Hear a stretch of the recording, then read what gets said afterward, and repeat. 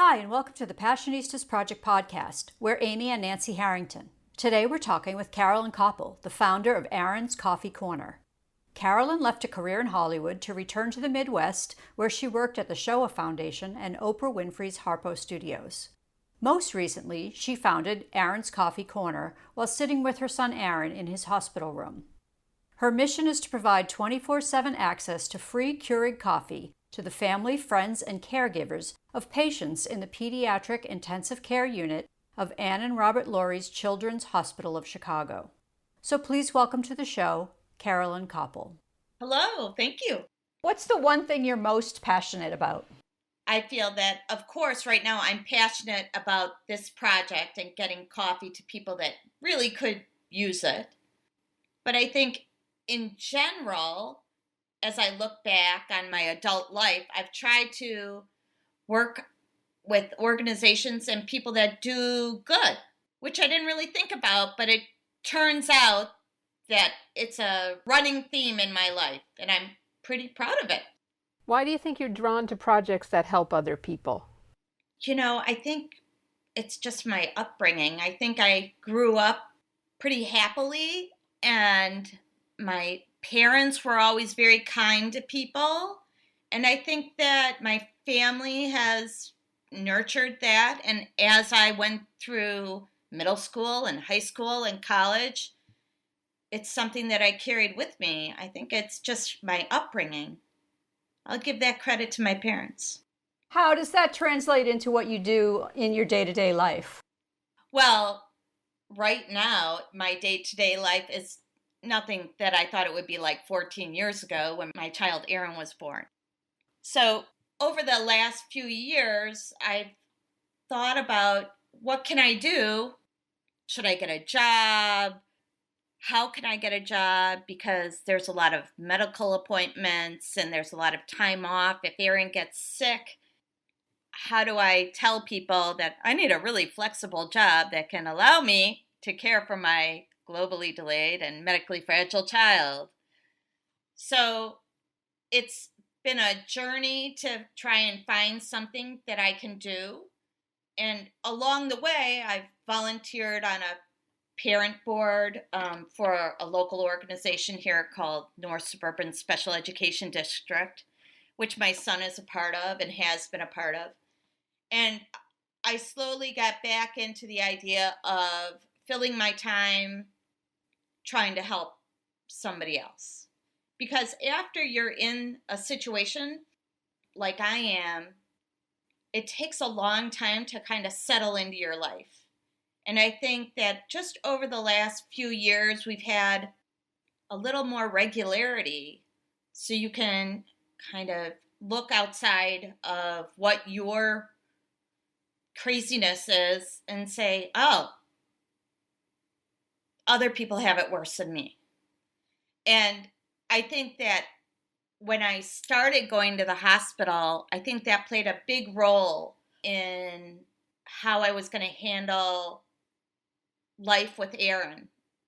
And that I always looked around when I was in the pediatric intensive care unit and thought, oh my God, look at these people. They have it so much worse than we do. And I think that always rang true.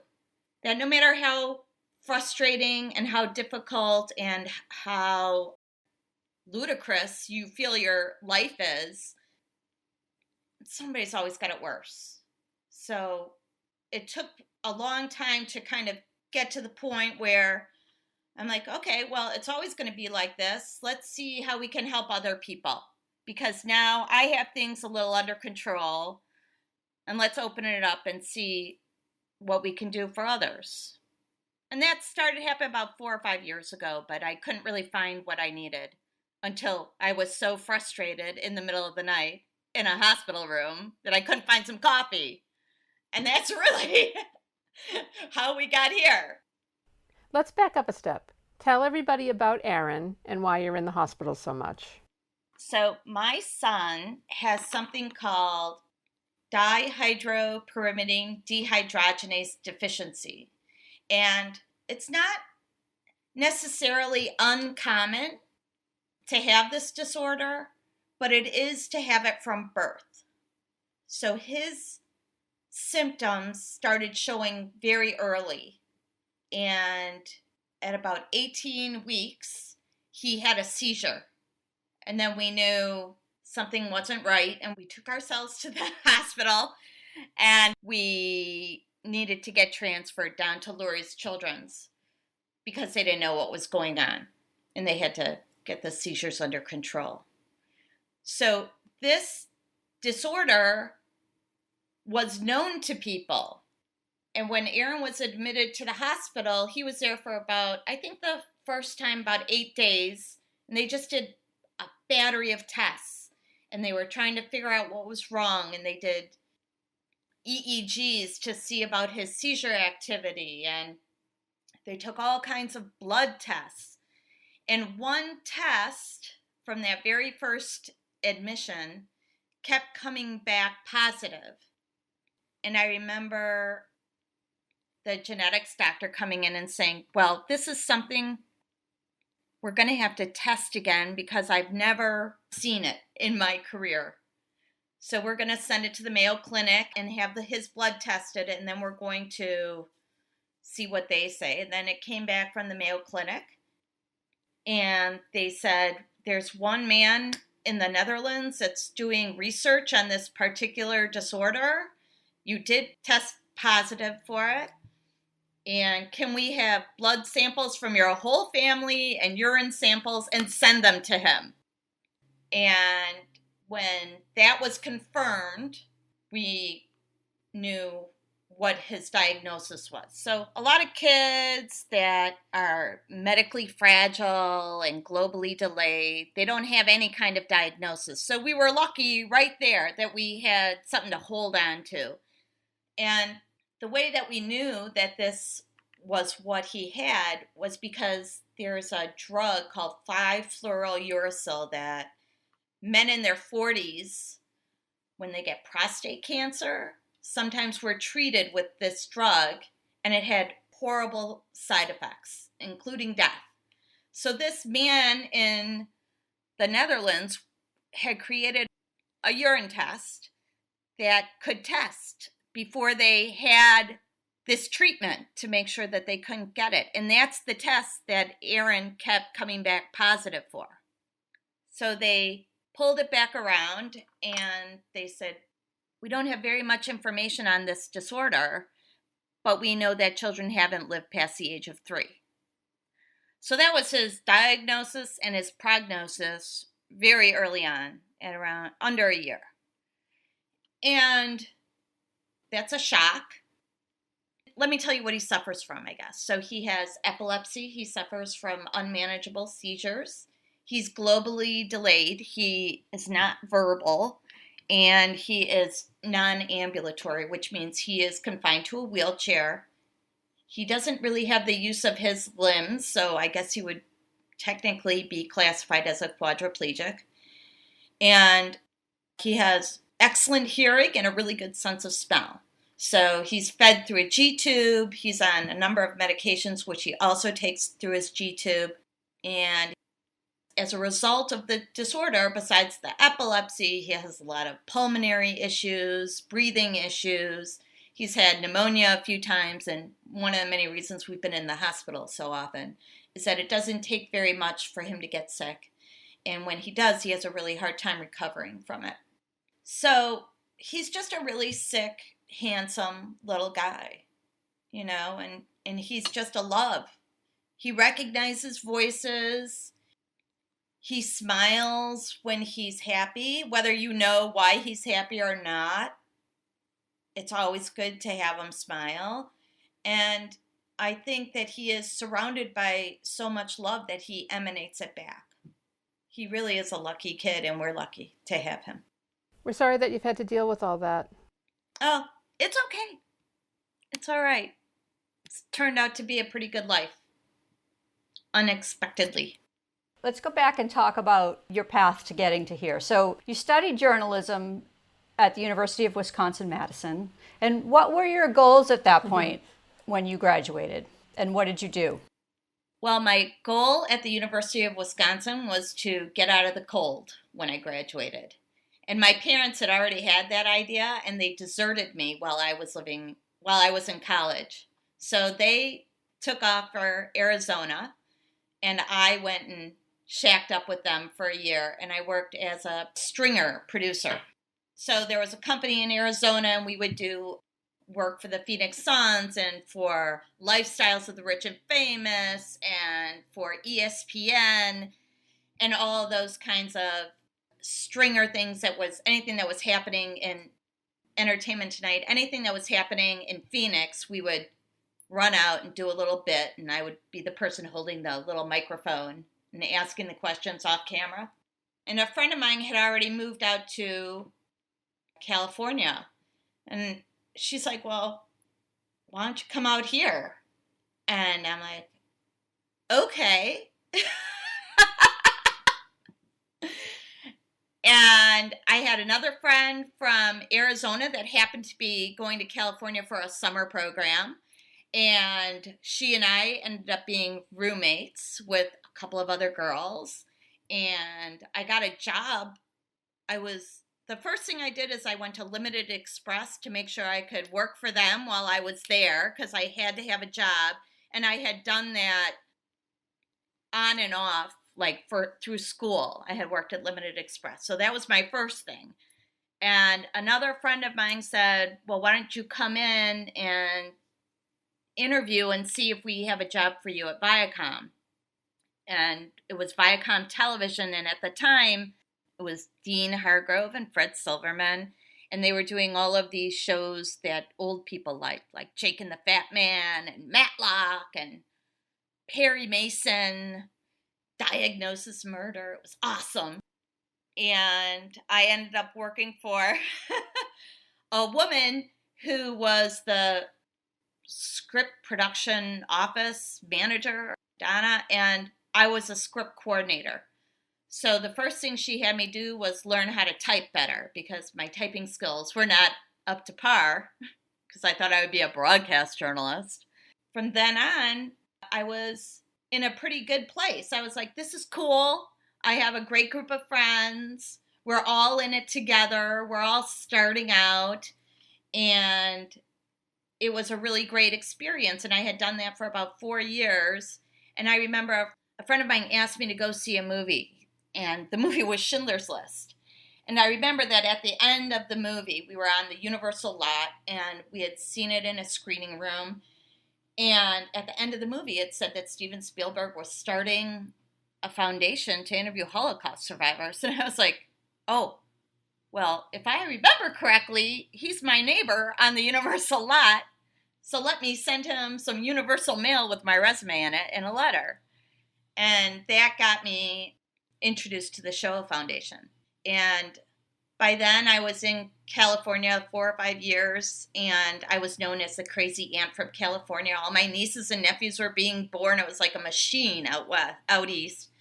And I was like, I should see if I can give them an idea and see if they'll give me a job. So when I sent them a letter, I said, I really do believe that you're going to be wanting to locate in Chicago, Illinois, and I'm from the Midwest, and I'd be more than happy to run your production office from Chicago. And they said, well, that's a little far off, because, we're in one trailer in the back of Amblin Entertainment right now, and we have to get set up here. And I said, well, I'm happy to volunteer or whatever you need. And so eventually I volunteered there, and they offered me the job in Chicago. So I became the Midwest Regional Coordinator for the Shoah Foundation. And that brought me back here. After that project was over, I went on to Harpo. And an interviewer that was working for me on the Shoah Foundation said, oh, you should meet my friend at the Oprah Winfrey Show. She's a producer. And I said, okay. And I had coffee with her, and I told her what I did. And she went back to the office and told her boss, one of the producers, and said, you're starting up this new project. Maybe she's the one for you. And I went in and I interviewed for that job, and I got it. And it was the very beginning of Oprah's Angel Network, the original version of it, where we raised money for kids to go to college, and we built houses with Habitat for Humanity. So between the Shoah Foundation and recording these visual histories of what had happened to these people during the most horrific period of time in their lives, and to show at the end how they've survived and how they've created new families and continue to do good in the world, then to go to Harpo and give back to communities. It was just kind of a theme I was on, and it was great. And I was like, okay, what's the next thing? And I had been at Harpo for a little while, and the Angel Network had kind of morphed into something else. And they were opening up Oprah Online. They were creating their own website. So I moved over to that website, and I helped them start that website. And I learned a lot about things that I never thought I would know about, like HTML and all that kind of stuff, and how to create a website and how to get people to come back through a website and all of that. But it wasn't really hitting the mark for me. And I enjoyed my time there, but I had met my husband by then, and he's like, well, go look for a different job. And I think he found out about my next job, which was for Adventions, which was an educational technology company. Right in the middle of the bubble, it was all very exciting. And I was the operations manager, and it was great. And then the bubble burst, and I was 4 months pregnant. And I looked like I was 8 months pregnant. I'm one of those people that as soon as I got pregnant, I looked like I had been pregnant for 17 years because I looked so pregnant at the beginning. And I was like, I can't interview for jobs because who's going to take a pregnant woman? And then I had my first child, and everything was working out all right. We bought a house. My husband was working. Did I really need to go back to work? Not really. I was lucky. And I did some work here and there, a little production work. And then Aaron was born, and that's when things kind of took a little different path. And so I became the primary caregiver. And I think all of those lessons that I learned from all of those jobs, I think that's the secret to really getting through life, is to remember what you've learned and bring a little of that to your next project, and bring all of that to your next project and to build upon it. And I think that by the time Aaron came, I kind of knew this was going to be okay, and it's not horrible, but we don't know what's going to happen. And once he hit 3 years old, we started having a birthday party every year. We just had his 14th birthday party in my backyard this weekend.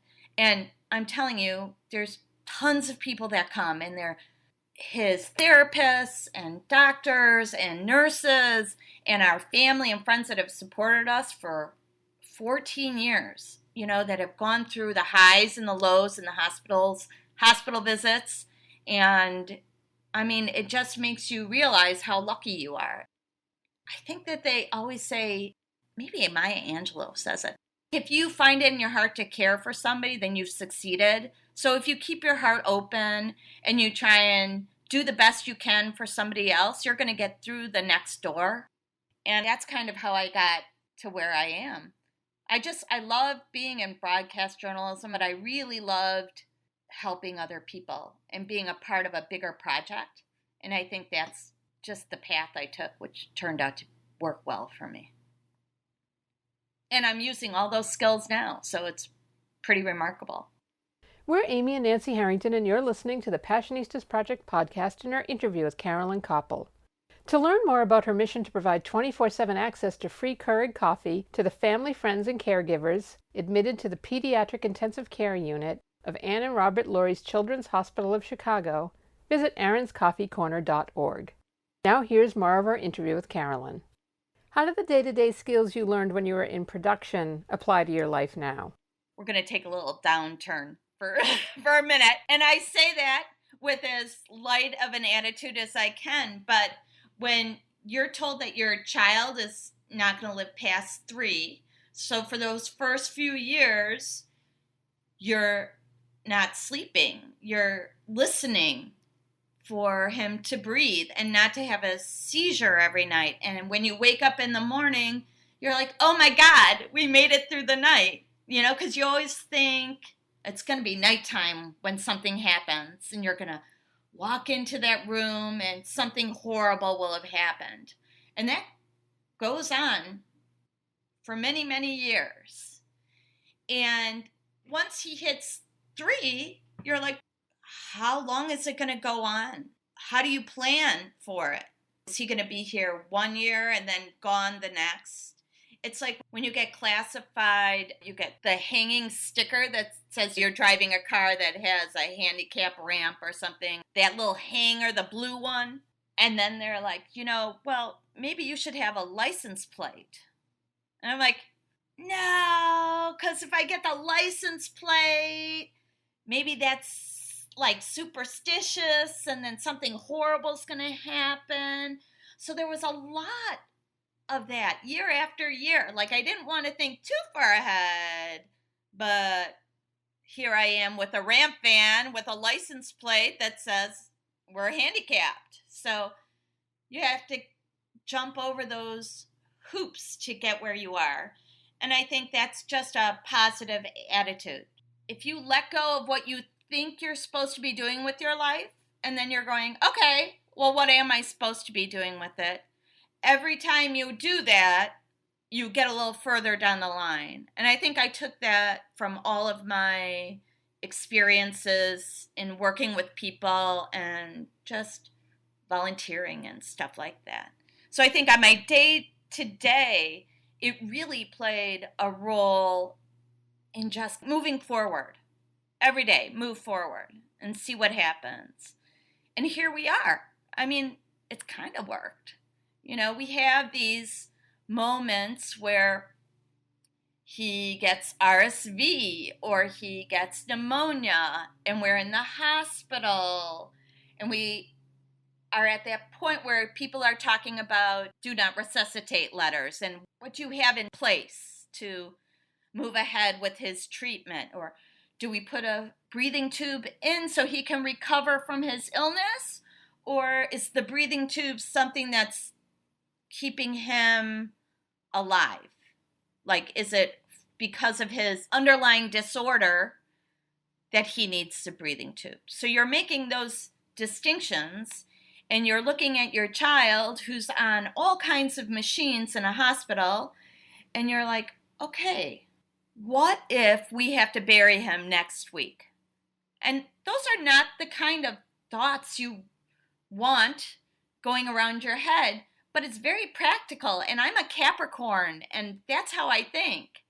So I think the first thing that we did when those things kind of started happening, and we were concerned about my older son, Eli, who's 17 now and terrific.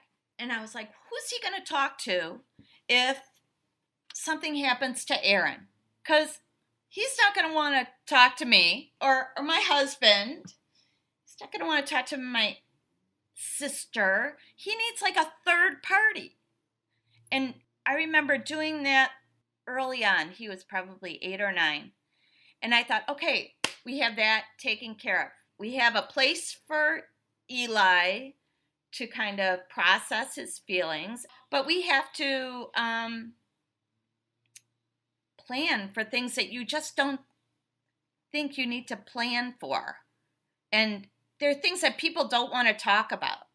Like, you just have to compartmentalize it maybe and say, this is where he'll be buried. And when it happens, this is how we'd like it to happen. But those change. All those things change as you go through the process. I think that just understanding that it's going to be okay. You don't have a lot to do with it, right? And you just have to understand it. And not accept it, but understand it and move through it. Because it sucks, don't get me wrong. So I think that's what gets us through to this situation where I was like having a little self-pity party, and I was really upset that I couldn't find some coffee at 10 o'clock at night. What's wrong with that? And it was really frustrating. And that's at one of those times when you have a sick child, you kind of know that something's happening, right? Like, he was not his normal self, and he was having seizures that he didn't usually have, and he was having some seizures that he hadn't had for a long time. So things were changing, and you know that it could be growth, it could be diet, it could be age. They have all these reasons for all these changes to happen, and you end up going into the hospital a couple of times a year to have things checked out. And that's where we end up. We end up in the hospital because everybody wants to help in the best possible way, except when you go for an EEG. And people don't realize that there's a lot of times when you go into the hospital and you don't have full nursing care. You're on a floor and you're there, and he's having all of these electrodes attached to his head, and you're responsible for hitting this little alarm when you think he's having a seizure. So they can watch the video and look at the EEG printout and kind of determine if it's a seizure, if it's neurological, if they can say that it's a seizure or not, and how to treat it. But you're the one for 3 days. In Aaron's case, we were there for 3 days this last time, so we could be sure to catch what was happening. And you're the one that's responsible for doing it. You give him his meds, you are awake, you're watching the activity as it goes through. And then when you go to bed, there's somebody that comes into the room and watches it on the camera. So you can't leave the room. You can't go down 2 elevators to get a cup of coffee, or 1 elevator to go to the cafeteria because it's not open and room service is closed. And then you're just getting pissed, right? You're like, I have to stay up until midnight to turn him his last time. So Aaron, since he doesn't move, has to get moved every few hours. And the longest time that he sleeps on one side is from midnight to about 6 in the morning, depending on when my husband wakes up. So I always have to stay up until midnight. And I was really frustrated. And I'm like, why isn't there coffee ever in the hospital when I need it? In the mornings before the rounds happen, or the doctors start checking in at 7 o'clock in the morning and I've been up since 5. Why do I not have a little more access to that? And I started thinking about it, and I thought, well, let's ask Keurig to help. And so that night, I think it was 10:45, I wrote them a letter and I said, it's 10:45 at night and I can't get a cup of coffee. And how can we work together to make that happen in the hospital? And I had big visions of every floor having a Keurig machine for the families, and it would be great and super easy. It seems so simple. And the rest of our stay happened. I wrote the letter. I put it aside. I went back to my job as seizure alarmist. And a couple of days later, we went home. And I'm like, oh, I wrote that letter. I should go read that letter. Maybe I'll send that letter. So I went back and I read it, and I told my husband that I had written this letter and that I'm going to mail it out to the CEO of Keurig. So I did. And I didn't hear from anybody. And I was like, maybe I should send it to like the whole board of Keurig. So, because it was Christmas time and who's really reading their mail, and they're probably all off on vacation. And so in January, I think I sent it to all the board members listed on the Keurig USA website. And in February, I got a phone call from this man. He says, I'm looking for Carolyn Koppel. I said, this is Carolyn. And he said, "This is John Barrett from Keurig." And I'm like, "It is not John Barrett from Keurig." And he's like, "Yes, it is." And I was like, I was just trying to figure out how to start a fundraiser at Lurie's and how much a Keurig coffee machine would really cost. I'm doing all the research right now. And he's like, "Well, we'd like to help you out with that." And I was like, "You are kidding me." And he's like, "No, whatever you need, figure it out and we'll help you." And so from that point, I was like, I had already been complaining to people for 2 weeks and making sure that I was in the right. Nobody was going to disagree, that I don't deserve coffee when I want coffee. And I was getting a lot of really good feedback. It could have been because I was a little aggressive, but I knew that I was right. So I got in touch with Lurie's and I said, "Listen, I have this offer from Keurig, and wouldn't it be great if we could get a machine on all the floors?" And they're like, "Hold on there. We're a huge hospital and we got to figure out if we can do it." And I got a few no's. And this is when you learn that no is just the wrong answer.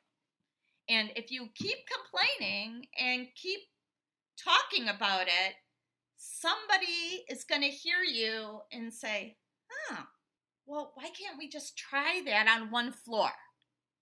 Because I had already gotten it down to that. My big dream had come, and like, how about a pilot program for 3 months? Can you give me that? And they're like, "I don't know why we can't. That's a really reasonable thought, and let me explore what we can do." So when this was all happening, it was my son's 13th year. And in September, I knew we were having a bar mitzvah. So in my mind, without telling a lot of people what I was up to, I was like, oh, that would be a great way to kick off Aaron's bar mitzvah. You know, if people want to give money, we've always given money to Make-A-Wish. When I think Aaron was 5, so Eli must have been around 11, we went on a Make-A-Wish trip. And it was, to this day, the best trip we've ever taken. I'm very grateful for that organization. And at every birthday for Aaron, we've always asked people to donate to Make-A-Wish. And I thought, they've gotten enough money from us. We've paid that trip back. We've sent a few kids on their own. We are all good with them. Let's see if we can switch directions and put our energies into this project. And so I had all of this formulating in my head, and I kept getting no. So there were a few more phone calls, and then one woman, Barbara Burke, from the founders board, I think, at Lurie's, called me up to give me the final no. And I kept her on the phone. And she's like, "I'm going to find out why we can't do this. I have a Keurig machine in my own house. It's very easy." I'm like, "I know." So once Lurie got on board, it moved really quickly. And we were able to set up a website through Lurie's about what we were doing. And we were able to get it all done before Labor Day weekend in September. And at his bar mitzvah, I got up and told people what I was going to do. And all of a sudden, people were donating. And people were sending me pictures of how they were using their mugs. Because everybody got a mug at the bar mitzvah.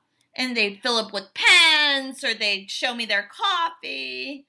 And I had enormous help from, she's now my social media coordinator, but she's been Aaron's babysitter since he was 1 year old. She just said we should put it online, and this is a social media thing, and you need an Instagram and a Facebook and a Twitter. And I'm like, "I don't know how to use any of that." She's like, "I'll teach you." And from that moment on, we've really snowballed. When I was first formulating it in my mind, people are going to give you money to give coffee to people? It's not for research, or it's not for, blankets or something for the kids. And I'm like, I'm done with the kids. Kids get tons of stuff. I don't think people realize that it's the whole family is part of the experience. And if you can bring a little comfort to the family in the smallest of ways, it's going to make the biggest difference. And I always felt like if we could help the families, we were helping the child, because you create less stress, you create a little peace of mind, and it makes you better at navigating all of this unfamiliar stuff, all of the machines your child is all of a sudden hooked up to, the medicine, the IV bags, the noises in the hospital, the family that wants to desperately do something for you and they don't know what to do. These are all ways you can help the whole community that supports you to make it a little easier. And I think it's a great idea. And I just wish, we can take it to a second floor and then a third floor. And eventually, as we continue, we can create grants for smaller hospitals that could use a Keurig machine. Maybe not in their PICU, because they aren't big enough to have a pediatric intensive care unit, but maybe in their emergency room. Maybe we can spread a little bit of the comfort and help a lot of people. It doesn't take much. And I think the simplicity of it is really what's, people are like, wait, what? You're just going to give them some coffee? I'm like, yes, please. I think that people don't realize, one, in the hospital, it's expensive. So let's say that all of these years, until about 2 years ago, we got a Illinois medical waiver. So it helps us with everything like the 20%, the deductibles. It goes through our insurance and then it goes to this waiver program and they help pay for it. So for the first 12 years, we paid to have our house redone so we could have a wheelchair in the house. We have paid for diapers for 12 years. Those are big diapers, and they're not like little Pampers you could run to the store for. Wipes, gloves, chucks for the bed. We have a really nice laundry machine because we do it all the time. We've spent all this money that people think, oh, that's like everyday kinds of stuff. But I don't think everybody has like a $700 a month bill for one medicine every month, right? And they think, oh, well, you have insurance, and that's with insurance. So it's like paying for college, but not saving for college for all of those years. And you're trying to save, and you're trying to move money around, and that is stressful on its own. So these people that find themselves in the hospital in an emergency that weren't counting on that. Like, I've been doing this for a long time. I know that when I used to go into the hospital and I got a $536,000 bill, I needed to pay 10% of that to the hospital. And that's a lot of money. So for years, I was on a constant payment plan. And I think that people, one, they need to know about those payment plans. Any hospital will take a payment plan, and you should ask about it and get on it and only give them what you can afford. If anything, anybody hears today, that should be it. But it's stressful. Money is stressful. Sickness is stressful. So when you have those things mixed together and you find yourself in a hospital and you're like, can I really afford a $4 cup of coffee at Starbucks down the way? Maybe not. Maybe I could get a free cup of coffee down the hall and be back in time to talk to the nutritionist or the doctor that's coming around. And if I'm gone for a couple of seconds, the nurse can say, oh, she just went to get a cup of coffee. She'll be back in moments. Instead of finding out where the doctor is on the floor and what time rounds usually are, and then to rush out, get your coffee and something to eat, and then get back to your room so you don't miss anything. It's a whole different universe inside a hospital. And it's even more difficult and unnerving to be in a PICU, because a pediatric intensive care unit, just like when adults go to an intensive care unit, things are not good. So the best day, and I've said this before, in the PICU is the day you leave the PICU, and you want to leave the PICU. So it's just a different way of thinking of it and really simplifying it and saying, we appreciate what you're going through. We've been there. We're a family that has experienced it, and we want you to know that it's going to be okay. Might take a little while. The journey is a long one, and you just got to stick with it. Is there one lesson you've learned so far on this journey that sticks with you the most? If you have a good idea and you hear no a lot, that you should take a risk and just keep trying for yes. I think that's a really big lesson to learn, and that these things take time. You know, it takes a long time for somebody to say yes, and it's worth it at the end when you hear yes. Just don't give up. It's not anything great, but it's hard to do in practice, is to not give up and just not take no for an answer. Because when you don't stop, there's going to be a door that opens up, and somebody's going to say, hey, I'm there with you. And I think that's important to keep in mind and learn about yourself. Stick-to-itiveness. I don't know. It's been a good journey. Hard, difficult, sad, glorious, fun. I mean, all of those things, but it's still a journey. And at the end, we're all going to meet our end. And Aaron's going to meet it in his own time, surrounded by people he loved, living a life that has been glorious because the people around him are glorious. What more can you ask for, really, right? So it's all going to be good in the end. Thanks for listening to the Passionistas Project podcast and our interview with Carolyn Koppel. To learn more about her mission to provide 24/7 access to free Keurig coffee to the family, friends, and caregivers of patients in the Pediatric Intensive Care Unit of Ann and Robert Laurie's Children's Hospital of Chicago, visit aaronscoffeecorner.org.